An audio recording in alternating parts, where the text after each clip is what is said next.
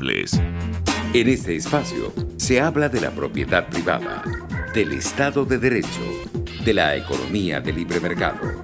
Se habla de principios y funciones de la libertad en todos los ámbitos de la vida nacional. Aquí se habla libertad. RCR presenta Aquí se habla libertad con Víctor Maldonado.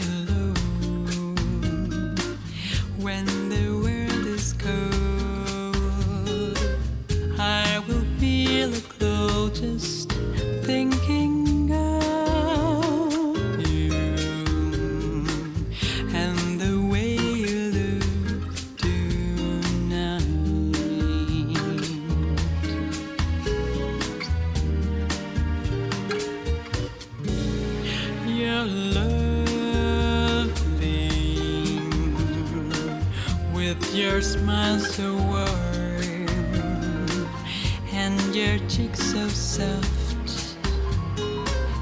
There is nothing for me but your love and the way you look tonight.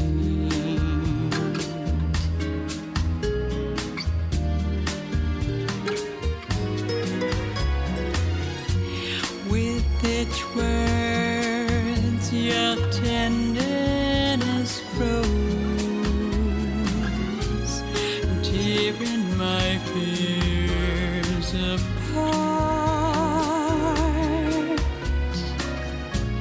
And the light that wrinkles your nose touches my foolish heart. Is your lovely, never ever change. Keep this brilliant 22 de septiembre del año 2021. Una maravillosa interpretación de una niña muy linda, una joven mujer muy bella, Evita, que forma parte de un ensamble que se llama Arpi Alto, que ustedes pueden buscar y ver, digamos, su performance completo en YouTube. Y en este caso, cantando esa maravillosa canción, The Way You Look Tonight. Arpi Alto, la cantante Evita. Es interesante, es un grupo brasileño y por lo tanto pueden escuchar todas estas interpretaciones en tono de bossa nova. Saludos María Macei, buenos días, gracias por la observación sobre la canción. Hoy mi felicitación y mi recordatorio a todos los Mauricios, porque hoy celebramos a San Mauricio y los compañeros soldados mártires, sacrificados por dar testimonio de su convicción cristiana en el año 287 de nuestra época. Gracias a todos los que están con nosotros a través de rcr750.com, a través de las redes sociales @rcr750, por el canal de YouTube RCR750, Radio Caracas Radio al aire, y por el top chat de este canal de YouTube, siempre tan movido y digamos tan participativo y tan protagónico. Ya saludamos a María Macei. Y gracias a las 231 personas que están en este momento conectados con nosotros en vivo y en directo, dando testimonio de que no nos dejamos vencer, de que la censura no nos va a callar y que nosotros seguimos aquí hablando libertad. Gracias a Jaime Nestares en la dirección general de la estación, a Bolipsa Arcaya en la gerencia de producción, nuestra Catherine Manzano hoy con una chaqueta bellísima, además en combinación con sus tapabocas, que ese es un detallazo, una chaqueta bellísima de colores violetas, ella en la producción y ya hemos dicho, en el maquillaje, véanla por Instagram, y además esos tapabocas que con su novio elabora, bellísimos. El zar de los controles, al mando José Gregorio González. La voz que seduce, Helen Machado. Y Génesis Rodríguez, allí atrás en la producción de contenido, dándole sentido a esa información. La verdad es que uno queda muy contento porque el acompañamiento que hace RCR constante a través de Twitter y las redes sociales, una maravilla. Uno allí se entera de lo que es y de lo que no es. Y la verdad, una circunstancia maravillosa. Bueno, y hoy es miércoles de perspectiva con el Orange Look de Miguel Alejandro Fontán y su caminito de flores. Miguel Alejandro Fontán Tilbe, que ya hizo presencia, apareció y además desapareció. ¿Dónde está? Aquí, ya volvió, se desapareció, vuelve, ya. Si desaparece de nuevo, lo llamamos el fantasmita. Hola Miguel, ¿cómo estás?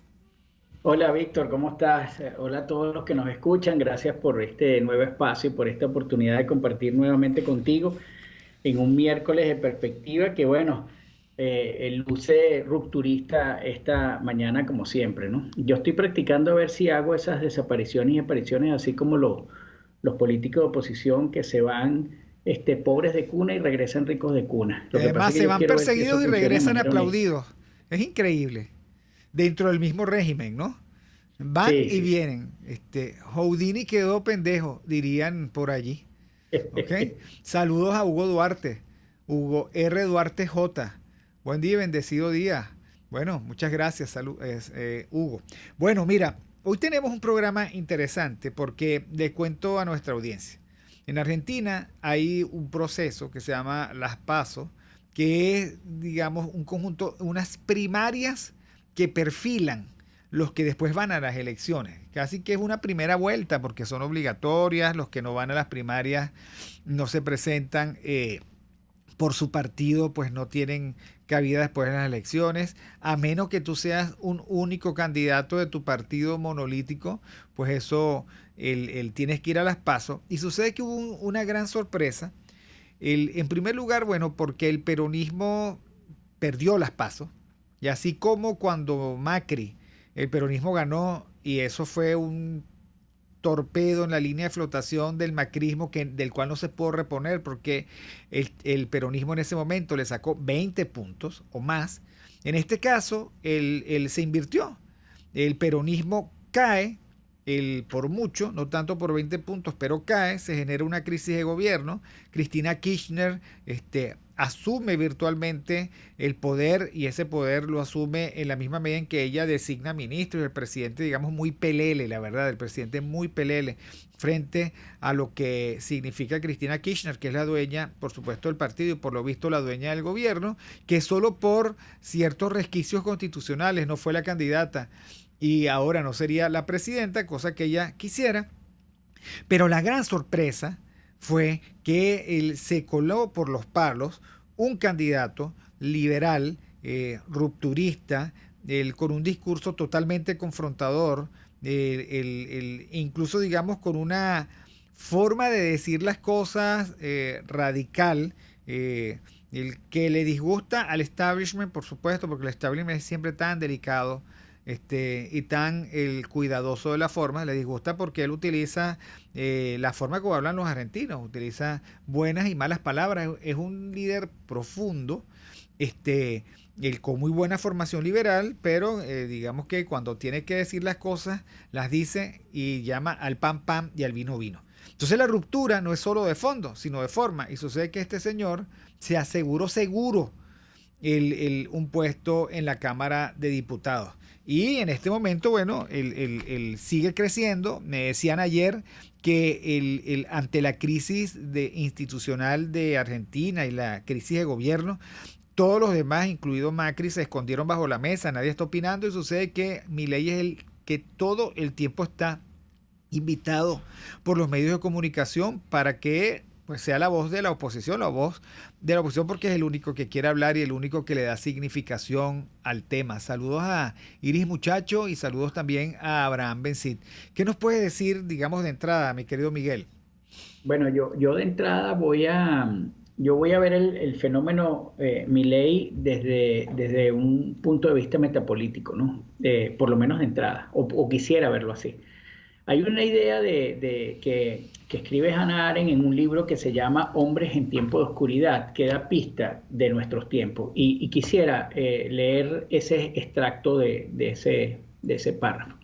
En nuestro siglo, hasta el genio solo ha podido desarrollarse en conflicto con el mundo y el mundo político, aunque haya en forma natural, como siempre lo ha hecho, su propia y particular y peculiar armonía con la audiencia. Eso quiere decir que lo que dice Arendt, porque en su reflexión ella se percata que aún en aquellos lugares donde el mundo sigue con un orden a medias, imagínate, eso lo escribía el siglo pasado, lo público ha perdido el poder de iluminación que originalmente era parte de su propia naturaleza y de la cual heredamos nosotros también. Y al perder lo público su poder de iluminación, perdió también a los genios y perdió a los sensatos, quienes optaron quizás ante tal decadencia del mundo, retirarse de él y de sus obligaciones dentro de él. Esto hoy en día causa una pérdida, no necesariamente a largo plazo del mundo, porque el individuo que se va puede llegar a cultivar grandes talentos y regresar con su genialidad o alcanzada su genialidad al mundo otra vez, pero sí daña al mundo en un momento determinado. Y lo daña porque, como expresa otra vez Hannah Arendt, se pierde de ese estar en medio específico y a menudo irrepasable que debería haberse formado entre ese individuo y sus semejantes. ¿Qué quiere decir esto? Que ante la falta de nosotros de políticos, ante la falta de personas sensatas que antes pululaban, o creía uno antes que pululaban lo público, ahora tenemos mediocres, corruptos y sinvergüenza. Esto puede explicar, al menos en parte, por qué tenemos una comunidad política, como dije antes, llena de mediocres, de corruptos o de chauceros. Porque ellos entienden la política como espectáculo, como la exposición mediática, como el despliegue electoral, pero jamás como el espacio donde convergen los intelectos para ordenar esas ideas y las acciones fundamentales para alcanzar y mantener la libertad. De algún modo, Milei ha hecho eso. Como tú dijiste, es una persona muy bien preparada en el tema del liberalismo. Hay cosas, por supuesto, que no comparto. Quizás él ve el Estado como un gran enemigo, y eso, por supuesto, no lo comparto, pero en todo caso eso es lo que ha amalgamado. Entonces, lo político, antes de la llegada de Milei, o mejor dicho, antes y en la llegada de Milei, se ha convertido en un espacio donde puedes encontrar a un insensato y a un ilustrado que ha escrito 100 libros y los dos abrazados repitiendo las mismas estupideces que dicen los políticos que no se han leído ni un libro por considerarlo una pérdida de tiempo. Lo peor es que ellos repiten los mensajes de esos que entienden el poder como la máxima oportunidad para enriquecerse y para ubicar a los miembros de su clan, porque así funciona la política ahora como clanes, a que hagan lo mismo, haciéndose con tal actitud parte importante de una nefasta maquinaria de la mentira que hemos hablado en varios programas, que no solo expropia la posibilidad de sentir, sino también parece expropiar la propia capacidad crítica del individuo, ya sea de aquel insensato o de aquel ilustrado, porque vaya que nosotros, y lo vemos aquí en Venezuela, tenemos autores de casi que 2 libros por año repitiendo las sandeces que en su momento dicta el G4, ¿no? Y lo mismo sucede, por supuesto, en Argentina. Entonces la pregunta que yo me hago, ¿cuántos de los que llamamos dirigentes opositores entienden la política como el espacio de lo público, donde tenemos la oportunidad de crear las condiciones para un vivir civilizado y libre? Lo peor es que muchos en la sociedad han renunciado a esa razón y al compromiso que tienen con el mundo y con la verdad, y se han vuelto masas, que en los mejores casos solo llega a ser masa ilustrada, como también hemos hablado, pero masa al fin. Y con lo cual conformamos una comunidad que está lejos de parir a los intelectuales, que enciendan las luces en este laberinto oscuro en que se convirtió Venezuela y en que parece se está convirtiendo el mundo, y en que parece, porque habría que darle también la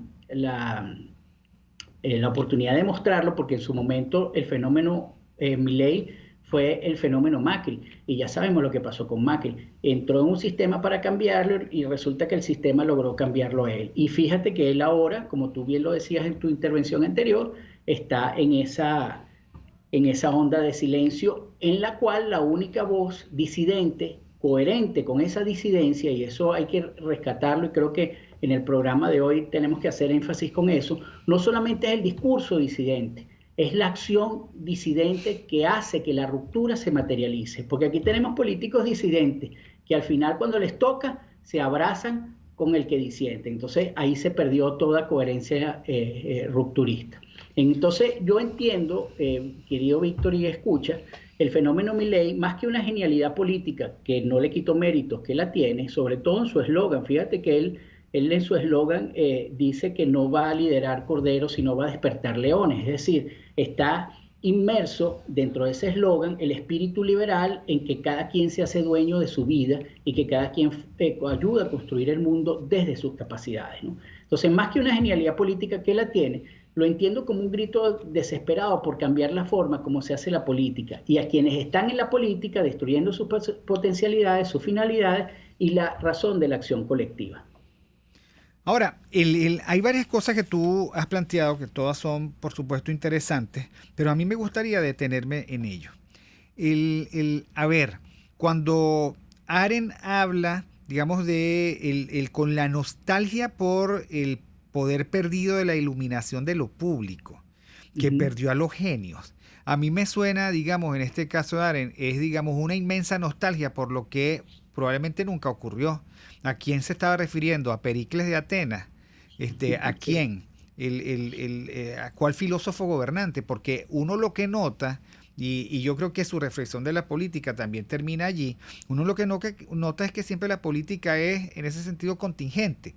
O sea, es un buscar su perfeccionamiento y, por otra parte, un denunciar de que la realidad de la política, asociada al poder, asociada a la mentira, asociada al uso de la fuerza y del fraude, asociada a rendimientos más bien marginales, asociada a la condición, también a la responsabilidad de las masas que no siempre son iluminadas, sino más bien serviles, equivocadas, asociadas a el tema de los desperfectos de los dispositivos democráticos. Más bien es una búsqueda hacia adelante de ver cómo esto, que es lo único que tenemos y que es el mejor de los peores de todos los malos sistemas, puede funcionar un poco mejor. Ahora, lo digo porque eso lo que significaría es una búsqueda hacia adelante, no una especie de arqueología de la filosofía política para ver, digamos, hasta dónde tenemos que retroceder y cuáles eran las condiciones. La arqueología, por ejemplo, en Argentina termina en Perón. Y algunos dicen, no, Perón no, Alberdi. No, y Alberdi porque era un pensador que tuvo digamos, que se enfrentó al poder, pero, digamos, tuvo que salir al exilio y fue él que dicen, podéis el combatir las ideas, pero no podéis matarlas, ¿no? O sea, las ideas no mueren, el pensamiento no muere. Eso por un lado. Y por el otro, la circunstancia de que entonces son los liberales los que en este momento están tratando de meter en la cancha de lo políticamente correcto a Milei y tratan de decir, bueno, Milei sí lo admiro, pero caramba, qué mal habla, caramba, más bien debería haberse quedado en la universidad, porque pareciera que los liberales no tienen proyecto de poder, no tienen. Y si lo tienen no lo saben articular. ¿Qué puedes decir al respecto? Bueno, yo estoy de acuerdo contigo en todo lo que has planteado. Voy a empezar con el tema de los liberales. Yo no sé en qué momento, porque además hay que entender, la mayoría de las personas creen que el liberalismo nace en lo económico y el liberalismo nace en lo político. El liberalismo nace en la Revolución Inglesa, y fue netamente político y después, por supuesto, permea sus ideas tanto en la Revolución Francesa como americana, ¿no? Ahora, ese liberalismo político no es un liberalismo de estantería, como lo estamos planteando, como lo estás planteando en el sentido que actúa hoy el liberalismo, es decir, del refinamiento solamente para ponerse en un estante y admirarlo por sus bellas palabras o su majestuoso refinamiento. No, el liberalismo es una convicción de libertad que en ocasiones merece que las palabras se digan como las dice Milei y en ocasiones merece que las palabras se digan con total refinamiento. Y ese es el grave problema que hemos tenido. Ahora, yo particularmente creo que ese problema lo hemos tenido porque nosotros no hemos estado en contacto directo con las ideas liberales. Siempre han sido unas ideas que de alguna manera están mediadas por el tema de la izquierda, bien sea porque ellos la definen o bien sea porque diferenciándose de ella de alguna manera quiere ser más civilizado. Y por ejemplo, la revolución no tiene izquierdas ni derechas. La revolución simplemente es una acción que se realiza de manera contundente para ser disruptiva en un sistema político. Y yo creo que porque si nosotros no entendemos la revolución así, entenderíamos siempre la revolución como algo de los socialistas, y eso es falso. Entonces lo que está haciendo Milei es precisamente lograr aprovechar un hastío que hay en Argentina, un hastío con toda la razón, y lo está capitalizando en un discurso que tiene que ser contundente, porque imagínate, si tú estás diciendo que tienes que despertar a los leones porque los leones están dormidos, ¿cómo carrizo tú piensas despertar a los leones? Alguien te dirá, bueno, pero es que no hace falta decir groserías. No lo sé, en algún momento hará falta decir groserías, como en algún momento hará falta decir las cosas como si uno estuviese en la academia expresando o leyendo. Pero es lo mismo que decían de Trump. Es lo mismo que dicen de Bolsonaro, y en contraposición, es lo mismo que dicen en contraposición, en contraste, qué lindo habla Fidel, sus discursos qué emocionantes son, qué bello habla Lula, por supuesto, sí. Digamos que la verborrea infinita, ultragaláctica del que aquí ya murió, en fin, ¿no? O sea, hay una especie de levedad, de ligereza, porque juzgan el fondo por la forma. Ahora, tenemos formas sangrientas en el fondo y tenemos fondos salvíficos a pesar de las formas. Y sin embargo, digamos, hay una línea contundente que dice, sí, perfecto, pero dice groserías. De mismo decía de Trump, oye, qué impolítico es Trump. Lo mismo dicen de Bolsonaro, oye, pero qué incalable es Bolsonaro. Entonces, ¿en qué nos quedamos? ¿Para qué queremos los políticos? ¿Para que hagan prosa? ¿Para que hagan verso? ¿O para que digan la verdad? Porque hay otra cosa que tiene Milei. Milei ha sido un predictor intachable de la crisis argentina, casi en términos de días y de horas. ¿Ok? Sí. Y cada vez que lo ha predicho, él ha adjudicado responsabilidades. ¿Ok? Lo hizo con Macri, lo hizo con el kirchnerismo, lo hace ahora con Fernández.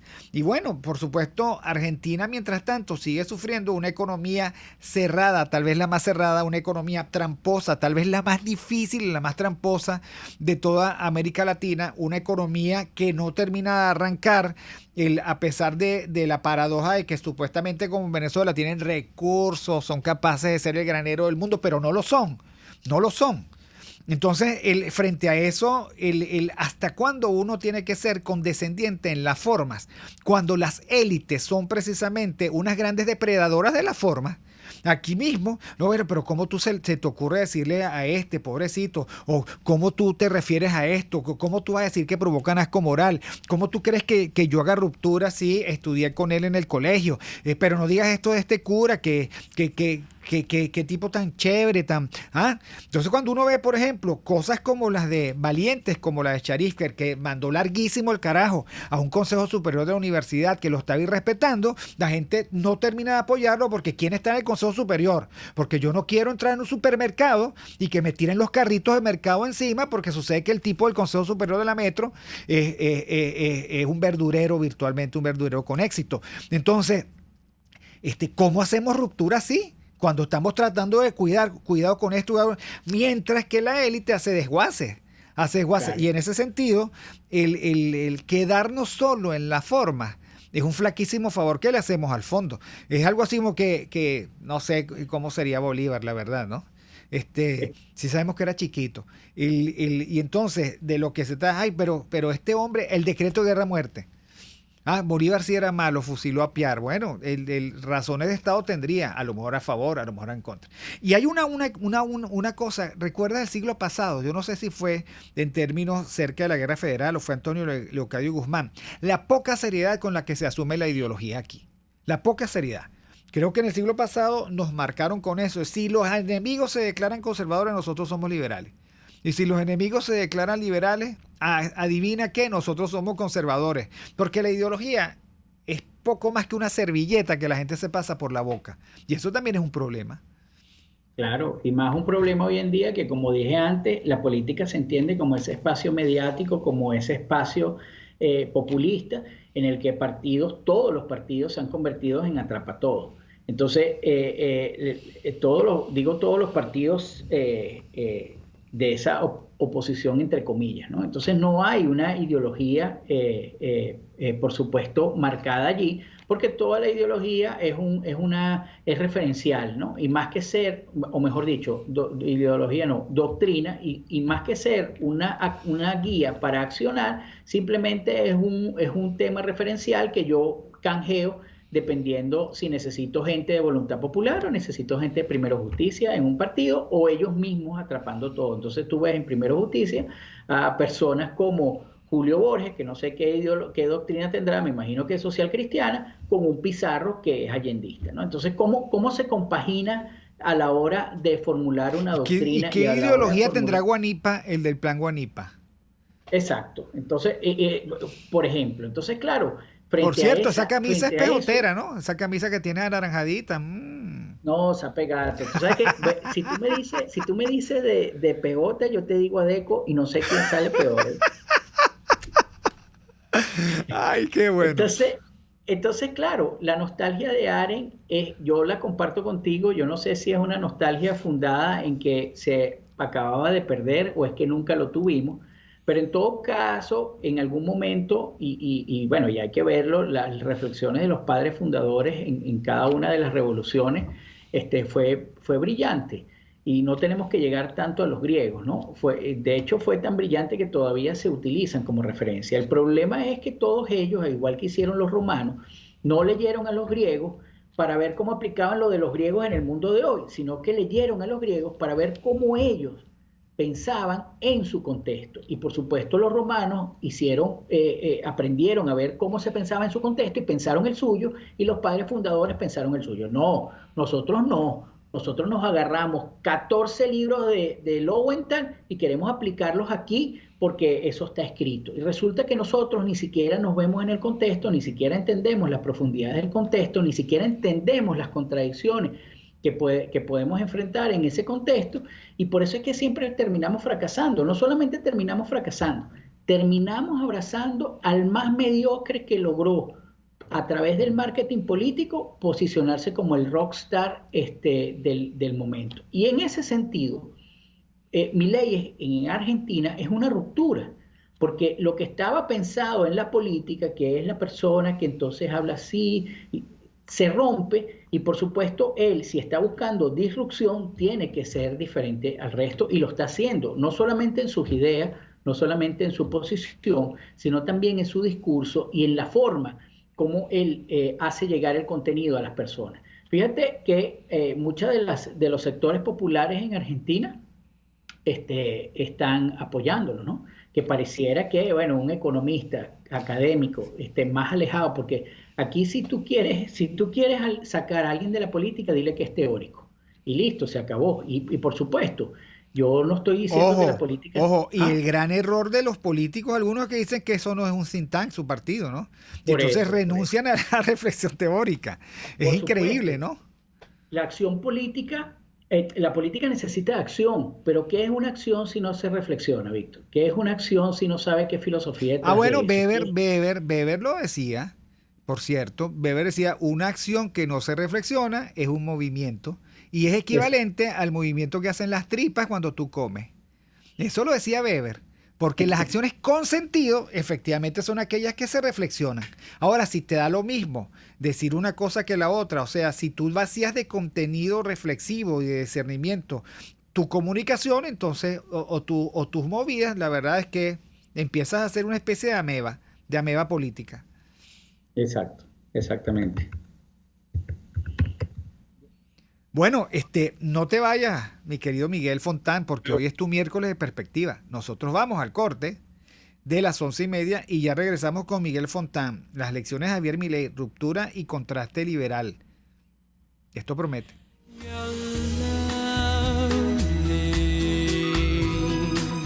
Never ever change. Keep this brilliance charm. Won't you please arrange it? 'Cause I love you. just the way you look tonight.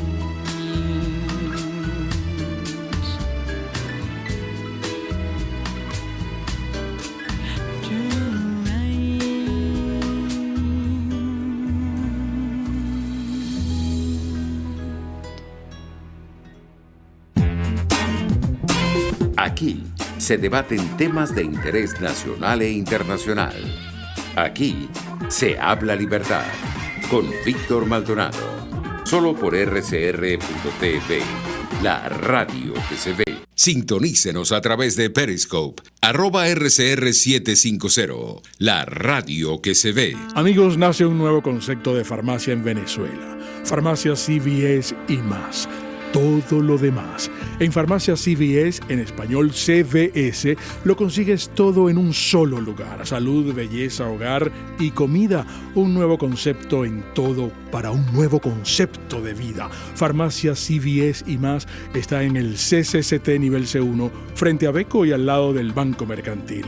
En Instagram, FarmaCVS. Farmacia CVS y más. Todo lo demás. Les saluda Andrés Velázquez y los invito cada miércoles a sintonizar un programa que aborda de cerca la actualidad política y social del país. Contigo, Andrés Velázquez. No te lo pierdas. Contigo, Andrés Velázquez. Solo por RCR 750, la radio que se ve. Cómo prevenir enfermedades, cómo actuar en casos de emergencias médicas, cómo mantener una buena calidad de vida. Todas estas interrogantes tienen su respuesta en RCR Salud. Todos los domingos, con el Dr. José Eduardo Troconis, comparte con nuestros oyentes notas de bienestar físico, salud mental y social para el buen desarrollo del ser humano. RCR Salud, todos los domingos a las 10 de la mañana. Por RCR.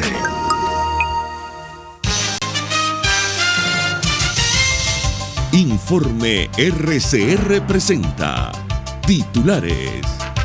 Habitantes del Paraíso en Caracas denunciaron este miércoles escasez de agua y señalan que llevan más de 10 días sin recibirlo a través de tuberías. Docentes en Venezuela ganaban $1,144 en el año 1998 y en la actualidad solo perciben $11 al mes. Así lo informó Prensa Lara. Sindicato Unitario de Maestros del Estado Aragua rechazó este miércoles 22 de septiembre el inicio de clases presenciales para el próximo mes de octubre. El Instituto Venezolano de los Seguros Sociales informó a través de sus redes los requisitos necesarios para solicitar pensión de trabajo.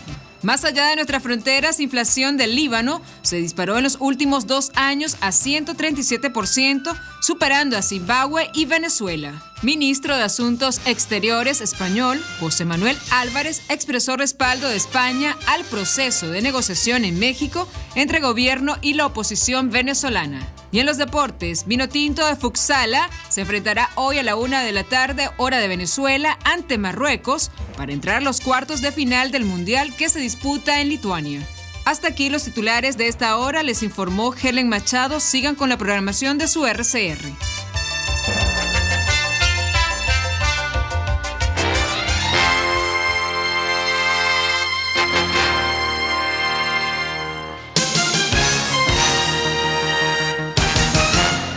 Mis amigos, una empresa comprometida y responsable con su personal es una empresa segura, y Produzca es la compañía pionera en Venezuela que ofrece la mayor cantidad de equipos de comprobada calidad para garantizar la seguridad integral de toda la nómina industrial de cualquier empresa. El catálogo de Produzca es inmenso, todo tipo de guantes, cascos, accesorios y productos varios de protección para tu personal. Conoce más de Produzca en www.produzca.com. Produzca, seguridad en tu empresa de los pies a la cabeza. Pluralidad contigo. Respeto contigo. Responsabilidad contigo. Libertad contigo. Estamos contigo y punto. De lunes a viernes a la 1 de la tarde. Contigo, solo por RCR 750 AM, porque lo bueno une. RCR 750 AM. porque lo bueno une.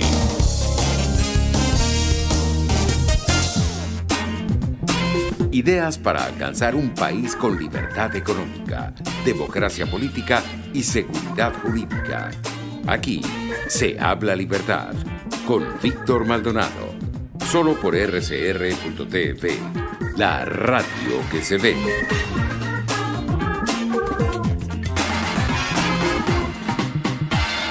Bueno, continuamos con Aquí se habla libertad. Hoy día San Mauricio y compañeros soldados mártires. Saludos a todos los Mauricios, incluido a Mauricio Macri, para que tú veas.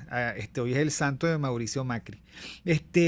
Miguel, mira qué importante, porque lo que nosotros estamos diciendo en el fondo es que desde el punto de vista de la política, de la comunicación política, o tú tienes un discurso que contraste y resalte, o tú tienes, digamos, una narrativa sobre la economía, como lo dice Abraham Benzit, que se sabe al pelo, ¿ok? En materia económica, en términos de propuesta impecable, pero también en términos de diagnóstico impecable, ¿ok? O sea, o tú conoces a tu país, o tú hablas en los términos y el sentido de urgencia que buena parte de tu país quiere, o tú eres capaz de sostener y mantener un debate con solvencia, porque además eres un intelectual, digamos, que se mete a la política y se mete en la política porque tiene un proyecto político y porque quiere a su país y él definitivamente, digamos, quiere tener una opción. Tiene una propuesta de Estado. El que tú dices, bueno, él se declara enemigo del Estado. Bueno, hay que ver el Estado argentino, lo que significa, ¿no? Lo ruinoso que es el Estado argentino y la imposibilidad de la clase política, del establishment, de hacer algo con eso. Por otro lado, tienes el contraste de un Macri que habla bajito, que no se mete con nadie, pero que no tuvo gobernabilidad. Mira qué interesante. Algunos dicen que el tremendismo de Milei afecta su gobernabilidad. Y entonces se voltean, ya mira lo que le pasó a Trump, mira lo que le está pasando a Bolsonaro, etcétera, etcétera. Pero cuando te volteas y ves la alternativa, que es Macri, ¿okay? Que no se metió nunca con nadie, que aguantó desplantes, que no le quisieron entregar la banda presidencial, que lo despreciaron, etcétera, etcétera. Bueno, él perdió el poder casi que por aburrimiento. Y volviendo al caso de Venezuela, ¿a ti no te parece, por cierto, que este training fallido, que algunos identifican falazmente con unas elecciones, lo único que demuestra es que esa opolaboración no tiene una sola idea en la cabeza, ni una sola idea, sino una especie de pulsión? Dame un pedacito de poder, dame para gobernar, yo tapo las calles, yo me callo la boca, yo tranquilo que yo no te llevo la contraria, y no se inmuta viendo cómo el régimen está preparando la cancha que le conviene, inhabilita a quien inhabilita, habilita a quien habilita, se hace el loco aquí, desconecta ya, o sea, increíble, y no les interesa. Y todavía sigue diciendo Roberto Picón que las elecciones están blindadas, pero serán blindadas para el régimen.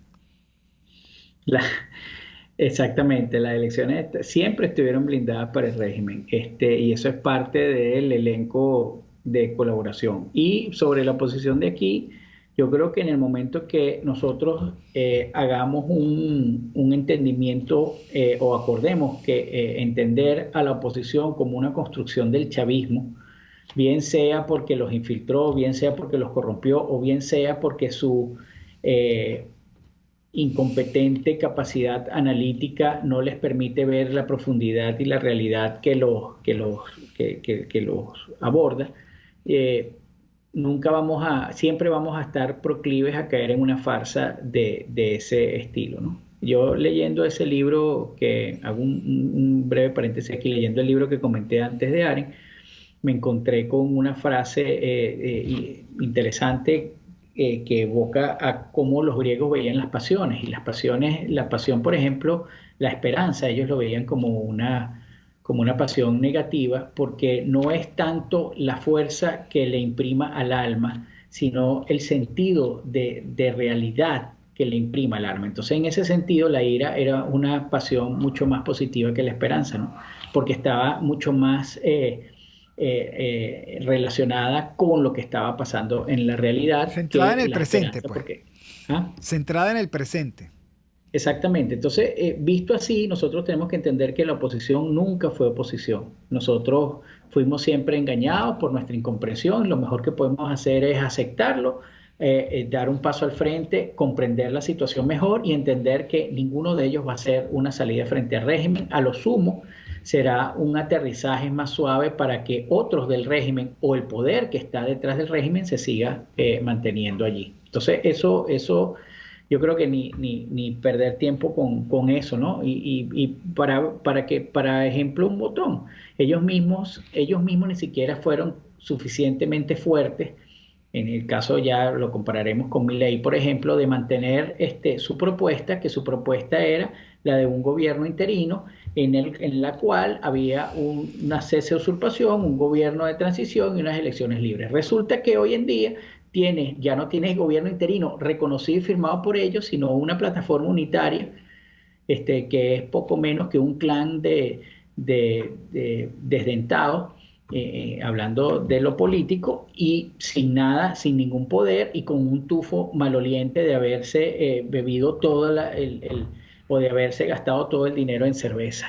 Ahora, Hablando del ¿no te capital parece político. terrible que a ver, vamos a hacer la disección aquí? Gerardo Blay es el representante personalísimo de Guaidó. ¿Ok? Esos que van a negociar a México son representantes personalísimos y directos de cada uno de los partidos que integran el G4, que a su vez es la base de sustentación del interinato, que a su vez tuvo una expresión quinquenal en una Asamblea Nacional cuya mayoría dilapidaron. Baste solo dos ejemplos. No solo no pudieron mantener el estatuto de la transición, que ellos traicionaron y violaron cuantas veces quisieron, sino de que más no pudieron mantener la persistencia de la Asamblea Nacional porque buena parte de esos diputados se fueron del país. Ahora entendemos que se fueron simulando una persecución, porque si entran por la puerta principal del aeropuerto de Maiquetía, significa que ni perdieron el pasaporte, ni perdieron nada, llegaron felices de la vida a incorporarse nuevamente a esa Asamblea Nacional. Ahora, La fiesta electoral. ellos se hacen llamar ahora porque entregan y capitulan en México. Nos dejamos de esto. Somos ahora la plataforma unitaria. Gerardo Blay tiene los arrestos de decir en un programa de radio que él ya no puede llamar a Guaidó como interino porque eso ya pasó. Y sin embargo, Guaidó sigue haciéndose llamar interino y sin embargo la Asamblea Nacional sigue haciéndose pasar por Asamblea Nacional y hay fracciones políticas que siguen haciéndose pasar por fracciones políticas y diputados que siguen haciéndose pasar por diputados. ¿Quién les va a dar ni siquiera el beneficio de la duda cuando son tan contradictorios y tan mentirosos, cuando, digamos, desempeñan el papel que ellos creen que es el papel que deben desempeñar frente a la agenda del régimen? Porque ellos no tienen agenda. Víctor. Es rentable ser así, es rentable ser de Fede Cámaras y reunirse un ratico con el régimen y decir... Y después sale diciendo Roy que tú sabes que este gobierno quiere hacer un capitalismo de panas, y yo le respondo, de capitalismo del cual tú quieres meterte, pero de boca, pues esa piscina tú quieres nadarla completica, de ida y de vuelta, varias veces además. Pero mira, eso me hace... voy a agarrar tu idea desde allí. Una de las cosas que nosotros heredamos en Occidente es que donde había virtud, la diosa de la fortuna sonreía. Y ese es para usar el término que nos recuerda a Maquiavelo, ¿no? Pero la virtud no es más que la propensión que tiene una persona para obrar en favor del bien y de la verdad. Ahora, en este mundo colonizado por la banalidad, yo no estoy hablando, mejor vamos a dejar el mundo, en este país que está colonizado por la banalidad, la mentira, la corrupción, ¿cómo sobrevive la virtud? Si tú actúas en función de la virtud, puedes hasta morirte de hambre o perder la vida, como le pasó, se me viene a la mente, por ejemplo, Franklin Vito, que en función de proteger sus bienes frente a todo este mundo que apenas se configuraba en aquel momento, bueno, perdió la vida y no obtuvo la justicia que buscaba. Entonces, la actitud del sujeto genial no se enmarca en crecer, que decir cosas buenas, verlo todo chévere, ni en ser negativo y ver las cosas complicadas. La genialidad de un individuo, de un sujeto, está en su posición crítica, y eso lo ubica en el medio, que ese medio no se promedia con la mediocridad, todo lo contrario. Ese medio lo que hace es ver todo el tiempo las posibilidades que nacen a favor de la mentira y las posibilidades que nacen a favor de la verdad. Y en ese sentido, identificarla y escoger el camino siempre de la verdad. ¿Por qué los políticos hacen esto? Porque aquí nosotros estamos acostumbrados a que o eres extremo radical o eres un demócrata. Y en ese espacio que está en el medio, que creo yo que cada vez más gente la está poblando, pero que en un principio cuando todos estos partidos comienzan a hacer su funcionamiento no estaba poblado, la gente no entiende, no acaba de entender la observación que tú acabas de hacer. Un Gerardo Blay que habla a favor de Guaidó y le dice: yo no te puedo seguir llamando interino porque tú ya pasaste, ya estás en decadencia y además esto es otra etapa. Y a un interino que dice: no, pero a lo interno, eso es a lo externo, a lo interno hay que mantener la farsa porque todavía tenemos muchos corderos que no van a entender eso, y que si tú dices que yo soy interino, todavía los mantengo enganchados, porque el enganche viene con una palabra: interinato, Asamblea Nacional, fracción, lo que tú quieras. Y eso es lo que estos politicuchos no terminan de entender, que cada día la realidad los disocia más de la gente que está en ese medio de pensamiento crítico y que se elevan sobre esas circunstancias para poder ver por dónde está el camino, o para poder ver a quién hay que rechazar, o para poder ver a quién hay que sentir asco, o para poder ver a quién hay que mentarle la madre, como a veces tiene que pasar, como en el caso de Milei en Argentina. Porque así, de eso se trata la libertad. La libertad no es tolerante todo el tiempo, la libertad no es una vieja gorda refinada, la libertad es una doctrina o un pensamiento o una idea, como ustedes la quieran ver, que siempre procura la verdad, porque sin ella no puede haber libertad. Entonces tú no puedes exigir la libertad estando metido en la oscuridad, abrazándote a cualquier politicucho, porque ¿qué va a pasar? Siempre va a ser traicionada. Entonces, en un mundo de masas, la actitud crítica, por ejemplo, que nosotros tenemos, siempre es disruptiva, y el crítico siempre es descrito como alguien incómodo, que es lo que le pasa a Milei ahorita.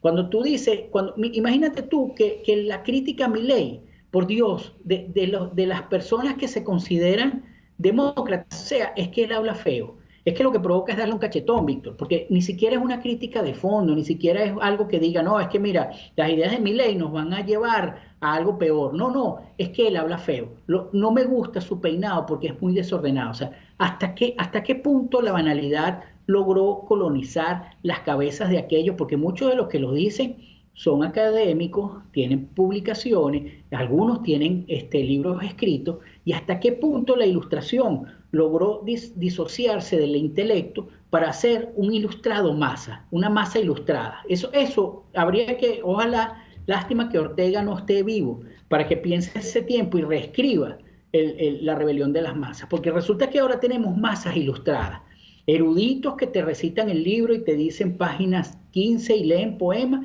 y resulta que la crítica a Milei es que él habla con un lenguaje poco adecuado para la política o tiene el pelo desordenado. Entonces, por supuesto, en un mundo de hastío, el que es disruptivo, el que es incómodo, el que es el que se hace visible en la multitud. Por eso incluso hay políticos que tratan de imitar eso en el discurso, pero se mueren en la acción, porque en la acción terminan abrazando con el que supuestamente critican, cosa que no ha hecho Milei. Milei en ese sentido ha sido coherente, y por eso es que es disruptivo, porque tiene un discurso disruptivo, tiene una acción disruptiva y lo acompaña con un lenguaje disruptivo también. Bueno, pero es que la gran demostración de Milei es que no le tuvo compasión a Macri tampoco.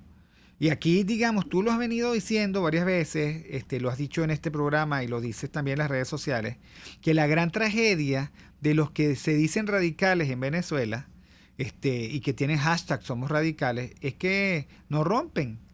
O sea, no hay forma de que rompan.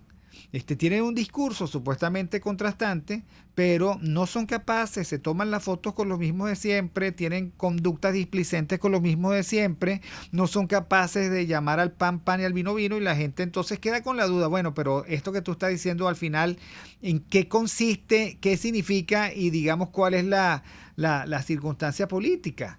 Porque no rompen, Víctor, no rompen con los prejuicios de su sociedad. Y la otra cosa es que son mentirosos.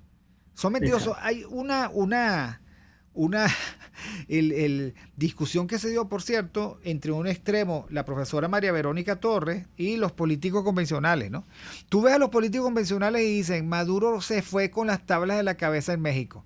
Y tú ves un analista político serio como María Verónica Torres y dice, mira, discúlpame, Maduro demostró allí una destreza y una capacidad de resistencia, volvió al foro político internacional, salió del país por primera vez, amenaza con ir a las Naciones Unidas, al corazón de Estados Unidos, y cómo a ti se te ocurre decir, digamos que tu mirada es que salió con las tablas de la cabeza, o sea, ¿de dónde saca? Entonces, Porque es esto, Víctor, porque es la mentalidad colonizada por la banalidad, entonces no ven más que epifenómenos, o sea, ellos son capaces de evaluar a Maduro en las tablas de la cabeza por el discurso que él da. Sin embargo, la acción política, como tú dices, es mucho más contundente. ¿Cuál es la acción política? Salió, lo recibieron como jefe de Estado. Imagínate, esto es para... De verdad, si nosotros nos podemos retirar un poquito con un café y retirarnos un poquito de la situación y verlo en blanco y negro. Tú tienes a la persona que 60 países lo apoyaron, 60 países entre los cuales había potencias mundiales lo apoyaron, y tienes a uno que estaba prácticamente desvencijado. Resulta que claudicó con sus emisarios, y el único que se dice interino es este payaso, y resulta que el régimen opresor que estaba a punto de caer, resulta que ahora sale y es reconocido como gobierno de un país, que más que gobierno es el esclavizador de una sociedad que trata por todos los medios de sobrevivir, más que gobierno, porque aquí no hay gobernanza en ninguna parte, ¿no? Entonces, y además tenemos un país fracturado y fraccionado y entregado a cualquier organización delictiva que tenga más o menos capacidad de controlar un sector de la población y de territorio. Entonces, esto es lo que hay que evaluar, y eso es lo que se niegan esos intelectuales, esos ilustrados del desastre, es lo que se niegan a ver y es lo que se niegan a debatir. Entonces lo que hacen es que escriben frases ampulosas creyendo que tras una frase rimbombante puedes esconder la mediocridad, y apostando a que esa frase rimbombante pueda subyugar la crítica que le viene encima por haber dicho semejante barbaridad. Eso es lo que tenemos hoy en Venezuela. Por eso es que es necesario, prioritario, empezar a sentir asco por esos políticos mediocres y corruptos o corruptos, y asco por aquellos que le hacen la cama todo el tiempo, sin tener la posibilidad de pararse por un momento y decir y contrastar qué están haciendo ellos en favor de la libertad o en favor de la liberación de este régimen oprobioso. Bueno, imagínate, y otra cosa de la que nos quiere hablar el interinato es el escándalo, pero monumental, que significó la gestión de monómeros en sus manos. Claro. Tampoco quieren hablar del escándalo monumental de Citgo. O sea, ellos, de eso no se habla. Eso sí están claritos. De eso no habla ninguno de ellos. Es más, les exigen públicamente que dé explicaciones y de eso no hablan. Entonces, ¿de dónde se fueron los reales? No, a las cuentas bancarias personales, igual que los reales de la ayuda humanitaria. Entonces, lo que tenemos en una sociedad, de verdad que nosotros tenemos que reformular todo, el sistema educativo, el sistema de justicia, todo lo tenemos que reformular. Ahora, la pregunta es, ¿a quién le vamos a dar esa tarea para reformularlo? A estos tipos que en su momento sacaron un bodrio como eso que llamaban Plan País, que lo que volvía es al Estado rentista, y sin tomar en consideración lo deteriorado que estaban las condiciones para ese momento, porque el petróleo jamás será igual de hace 30 años. Yo no creo ni siquiera que vuelva a ser una industria importante, pero bueno, a lo mejor con un poco de inversión y tecnología pudiese ser, pero jamás va a ser el sostén de la economía. Entonces, a eso es que le vamos a dar, a esos que hicieron con brillantez, entre comillas, el Plan País, que es un plan socialista un poquito más depurado que el Plan Patria. A eso es lo que le vamos a decir, que nos reformule el sistema educativo para crear ciudadanos críticos que piensen por ellos mismos y que no sean tutelados, que puedan comprender la situación para superar las limitaciones cívicas y poder actuar con verdadera libertad. o que hagan el sistema de justicia que está lleno de corruptos y corruptelas para evitar que a ellos por lo menos los cuestionen por sus manejos en Citgo, por sus manejos en monómeros, por su manejo de la ayuda humanitaria. Entonces, nosotros tenemos que entender que aquí estamos atrapados en una tijera. Por un lado está el régimen opresor que trata de jugar un juego distinto, ahora más capitalista, pero los mediocres están allí, siguen estando allí, y una posición corrupta, desvencijada, llena de mediocres, que no sabe ni siquiera qué hacer, que entiende la política como un juego electoral, y todo eso nos están apretando y nos están cortando. ¿Qué debemos hacer el ciudadano? Cortar a los dos por el medio, es decir, ni aceptas al régimen aprobioso porque es corrupto, criminal y te tiene esclavizado, ni aceptas a su oposición construida para que la disidencia quede atrapada en esta masa política que nunca llega a nada y que siempre juega a favor del régimen y así impedir que ellos salgan del poder. Hay una última cosa, Miguel, y es que todo ese opolaboracionismo, si tú les preguntas, mire, de llegar al poder, ¿con qué constitución tú vas a gobernar? Pero es que no dudan en decir que con la oposición heredada del chavismo, ¿ok? Que es una oposición ultrapresidencialista, socialista, injerencista, intervencionista, violadora de los derechos. Además, una constitución malograda, porque con ella, digamos, han hecho cualquier cosa. Esa es la tragedia. No tienen proyecto de país. No tienen. Y por otra parte, digamos, cuando voltean, llegan hasta Rómulo. O sea, está muy bien. Un personaje de su época, que hay que estudiar desde el punto de vista de la historia, pero lo vas a proponer el pensamiento político de Rómulo, que es socialdemócrata radical, como la propuesta del país futuro. Mira, voy a aprovechar tu comentario y lo que pone Abraham Bensit. Lo que el país tiene de sobra son estatistas. Lo que le falta son estadistas.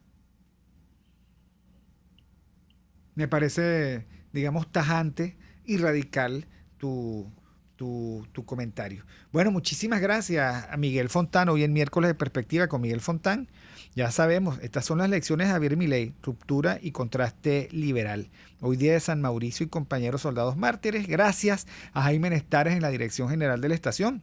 A Willy Zarcaya en la gerencia de producción, Catherine Manzano, producción José Gregorio González, controles, Helen Machado, lectura de las noticias, Génesis Rodríguez, contenido. Nos vemos el próximo viernes. I will feel the closest thinking of you and the way you look tonight.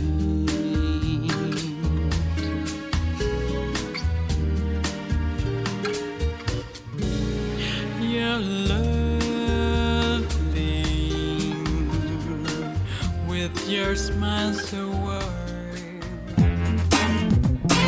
RCR presentó Aquí se habla libertad con Víctor Maldonado, solo por rcr.tv, en Twitter y Periscope, @RCR750, la radio que se ve.